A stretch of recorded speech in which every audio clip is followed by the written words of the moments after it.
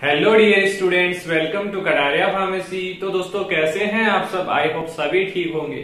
तो दोस्तों हम पढ़ रहे थे B pharma first semester human anatomy and physiology. इसकी हमारी लास्ट यूनिट चल रही थी। तो दोस्तों पिछले लेक्चर में हमने स्टडी किया था ईसीजी के बारे में। तो आज के इस लेक्चर में हमारा नेक्स्ट टॉपिक है blood pressure and it's regulation. तो दोस्तों बेसिकली हम ये टॉपिक जो स्टडी कर रहे हैं इस यूनिट में वो हार्ट से रिलेटेड ही टॉपिक्स हैं। तो दोस्तों आज का हमारा लेक्चर होगा blood pressure and it's regulation के ऊपर। तो डिटेल स्टडी करेंगे इसके बारे में। तो दोस्तों अगर आप चैनल पे न्यू हैं तो चैनल को सब्सक्राइब कर लीजिए और बेल आइकन को प्रेस कर दीजिए जिससे न्यू वीडियो का नोटिफिकेशन आपको सबसे पहले मिल सके। और दोस्तों अगर आप हमारे नोट्स परचेज करना चाहते हैं तो वीडियो के डिस्क्रिप्शन में आपको टेलीग्राम ग्रुप का लिंक मिल जाएगा। वहां जाके आप मुझे पर्सनल कांटेक्ट करके अफोर्डेबल प्राइसेस में नोट्स परचेज कर सकते हैं। और कोई स्टूडेंट अगर अफोर्ड नहीं कर पा रहा है तो मुझको फ्री में भी नोट्स अवेलेबल करवा दूंगा, मुझसे आप बात करना। तो स्टार्ट करते हैं लेक्चर को, एंड तक बने रहना जिससे आज का टॉपिक भी आपको क्लियर हो सके। तो फर्स्ट देख लेते हैं डेफिनेशन की ब्लड प्रेशर एक्चुअली होता क्या है, देन इसका रेगुलेशन देखेंगे। तो blood pressure is defined as lateral pressure, मतलब ये देखिए आप सिंपल देखिए अपने दिमाग से देख सोचना कि प्रेशर क्या हो सकता है और रिलेशन है इसका ब्लड से।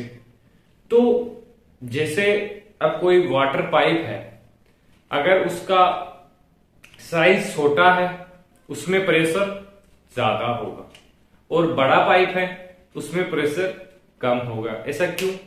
क्योंकि जो प्रेशर साइज कम होता है तो प्रेशर को मतलब जो ब्लड होगा पानी है उसको स्पेस कम मिलता है तो वो प्रेशर ज्यादा हो जाता है। स्पेस ज्यादा मिलता है तो वो धीरे धीरे फ्लो करता है। वैसे ही हमारे ब्लड हार्ट के साथ होता है, ब्लड वेसल्स में होता है। जब कॉन्ट्रैक्शन होता है तो ब्लड प्रेशर इंक्रीज हो जाता है, उसको हम बोलते हैं सिस्टोल, पहले आपको बताया होगा। और जब रिलैक्सेशन होता है तो ब्लड प्रेशर नॉर्मल हो जाता है, इस कंडीशन को बोलते हैं हम डायस्टोल। तो व्हाइट बोर्ड पे क्या लिखा है उसको भी देख लेते हैं। Blood pressure is defined as lateral pressure exert by flowing blood on the wall of arteries, मतलब ये लेटरल प्रेशर होता है जो किसके द्वारा क्रिएट किया जाता है, जो फ्लोइंग ब्लड है वेसल्स के अंदर, किस पे? Wall of arteries. ये जो वॉल है आर्टरीज है इसमें जो ब्लड फ्लो कर रहा है ये प्रेशर जनरेट करता है, उसको हम बोलते हैं ब्लड प्रेशर। एक सिंपल डेफिनेशन है, it is the maximum pressure during the systole. अब सिस्टोल के बारे में हम पीछे डिस्कस कर चुके हैं। सिस्टोल में मैक्सिमम प्रेशर क्यों होगा? क्योंकि इस दौरान कॉन्ट्रैक्शन होगा ब्लड वेसल्स का, इसलिए प्रेशर ज्यादा होगा ऑफ द हार्ट। और minimum pressure during the diastole of heart. Diastole मतलब डिक्रीज, तो ब्लड प्रेशर इसके अंदर डिक्रीज रहेगा क्योंकि इसमें हार्ट का रिलैक्सेशन होता है। Blood pressure is commonly measured by sphygmomanometer. Sphygmomanometer जिसमें मरकरी भरी हुई होती है, आपने देखा होगा अगर आप कभी डॉक्टर के पास गए हैं तो आपको यहाँ पर लगा के ब्लड प्रेशर पुश करके चेक करता है, उसको हम बोलते हैं स्फेगोमेमोमीटर, जिसकी सहायता से ब्लड प्रेशर बेसिकली मापा जाता है। It's height indicate the extent of blood pressure. जैसे मैं आपको एक डायग्राम बना दूं ऐसा ही वो दिखाई देता है। इसमें एक पाइप होगा जिसके द्वारा आपके हैंड में लगाया जाएगा, इसमें एक मरकरी होती है जो ऊपर की ओर अगर जितना ऊपर जाएगी उतना ही आपका ब्लड प्रेशर डिनोट करेगा। अब देख लेते हैं रेगुलेशन ऑफ ब्लड प्रेशर। तो ब्लड प्रेशर को टू टाइप से रेगुलेट कर सकते हैं, तो हम दोनों के बारे में स्टडी करेंगे। फर्स्ट होगा शॉर्ट टर्म ब्लड रेगुलेशन, जो ब्लड प्रेशर है वो सेकंड 2 मिनट में हो जाता है। उसके अलावा लॉन्ग टर्म भी देखेंगे नेक्स्ट स्लाइड में।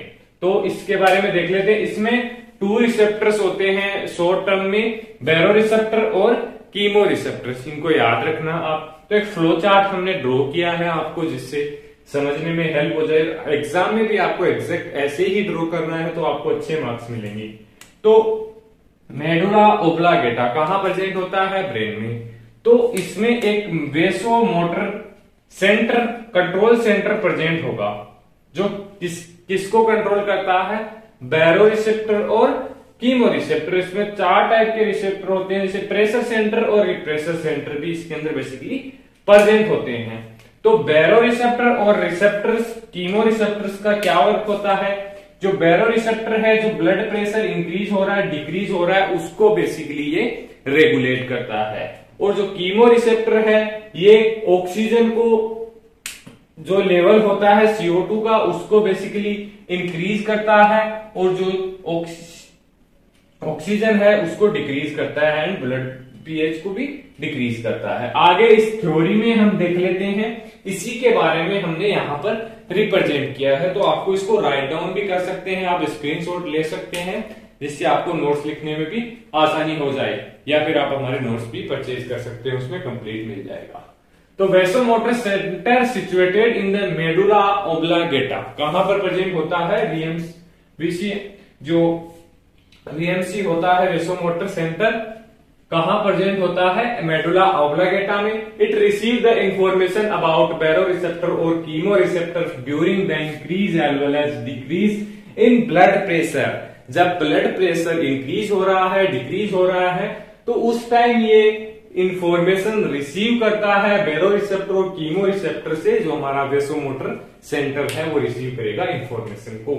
बैरो receptor and chemoreceptor found in arch of aorta, जो हार्ट के आर्क ऑफ अरोटा होते हैं, उनमें बेसिकली ये दोनों रिसेप्टर्स प्रेजेंट होते हैं। Baroreceptor are sensitive to decrease in blood pressure and chemoreceptor are sensitive to increase in CO2 and decrease in O2 in blood and pH।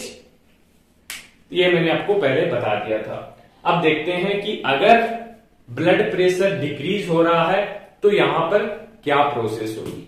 तो basically बैरो receptor यहां work करेगा। When blood pressure is low during stimulate the pressure centre, जब pressure centre stimulate हुआ और blood pressure decrease हो रहा है, तो उस कंडीशन में क्या होगा? The pressure centre active the sympathetic nervous system, sympathetic nervous system को एक्टिवेट करेगा। अब आप समझ सकते हैं, अगर पीछे के लेक्चर आपने देखे हैं तो कि सिंपैथेटिक सिस्टम अगर एक्टिवेट होगा तो क्या होगा। तो नहीं देखे तो आप लेक्चर पीछे से रेगुलर देखिए। Sympathetic nerve and then sympathetic nerve increase heart rate, क्या करेगा? ये हार्ट रेट को इंक्रीज करेगा, and force of contraction due to, जिससे क्या होगा? जो फोर्स ऑफ कॉन्ट्रैक्शन है हार्ट का, ब्लड वेसल्स का, वो इंक्रीज होगा और ब्लड प्रेशर इंक्रीज हो जाएगा। तो फर्दर लेवल में आ गया, ये डिक्रीज हुआ था उसको इंक्रीज कर दिया स्टिमुलेट करके सिंपैथेटिक सिस्टम को। Then autonomic system contain 2 type of nerves, 2 type होते हैं बेसिकली, सिंपैथेटिक और पैरासिंपैथेटिक। ये बेसिकली इंक्रीज करता है, ये बेसिकली डिक्रीज या नॉर्मल कंडीशन में हेल्प करता है। तो नेक्स्ट स्लाइड में देखते हैं जो हमारा लॉन्ग टर्म है। तो सेकंड है लॉन्ग टर्म रेगुलेशन। फर्स्ट देखा था शॉर्ट टर्म रेगुलेशन। तो लॉन्ग टर्म रेगुलेशन में बेसिकली रेनिन एंजियोटेंसिन सिस्टम का यूज होता है। इसमें क्या होता है? Kidney also play important role into regulation of blood pressure by help of renin angiotensin system. इसको RAS सिस्टम भी हम बोलते हैं। इसमें क्या प्रोसेस होती है? फ्लो चार्ट की मदद से हम देखते हैं। RAS सिस्टम है, तो ये बेसिकली RAS जो सिस्टम होगा उसमें आर्टेरियल प्रेशर जब इंक्रीज होगा, आर्टेरियल प्रेशर इंक्रीज होगा, तब ये सिस्टम एक्टिवेट होगा। तो क्या होगा? इंक्रीज होगा तो उसको डिक्रीज होगा। तो मतलब प्रेशर डिक्रीज हुआ तो क्या होगा? एंजियोटेंसिन ब्लड में आ जाएगा और ये एंजियोटेंसिन फर्स्ट देन सेकंड में कन्वर्ट होगा। जो एंजियोटेंसिन सेकंड बनेगा उसमें क्या होगा? उसमें 3 प्रोसेस होगी। फर्स्ट होगा renal retention of salt and water. Renal क्या करेगा? जो साल्ट है, वाटर है, जिनको एक्सक्रिएट कर रहा था, उनको रिटेन करेगा। अब आपको पता है कि जो साल्ट है, Na है, वो वाटर है, अगर वो रिटेन होगा तो क्या होगा? क्योंकि जो ब्लड प्रेशर है बेसिकली सोडियम के द्वारा, जो साल्ट है उनके द्वारा इंक्रीज होता है, तो क्या होगा? वेसोकॉन्ट्रिक्शन होगा। तो वेसोकॉन्ट्रिक्शन होगा और साल्ट रिटेंशन होगा, तो क्या प्रोसेस होगी? Increase arterial pressure. जो प्रेशर डिक्रीज हुआ था वो इंक्रीज हो जाएगा, और थर्ड प्रोसेस में ये जो सेकंड है वो इनएक्टिवेट हो जाएगा। तो यहां पर मतलब इंक्रीज हो रहा था प्रेशर, सॉरी डिक्रीज हो रहा था तो उसको इंक्रीज कर दिया, और पीछे देखा था पीछे भी डिक्रीज हो रहा था तो उसको सिंपैथेटिक सिस्टम के द्वारा हमने इंक्रीज कर दिया था। तो ये दो प्रोसेस थे, बहुत ही सिंपल प्रोसेस थे, आपको फ्लो चार्ट याद रखना है, एग्जाम में भी ऐसे ही ड्रॉ करना है। तो दोस्तों आशा करता हूं आज का लेक्चर आपको अच्छा लगा होगा। तो वीडियो अच्छी लगी तो वीडियो को लाइक कर दीजिए और चैनल को सब्सक्राइब कर लीजिए। मिलते हैं नेक्स्ट वीडियो में।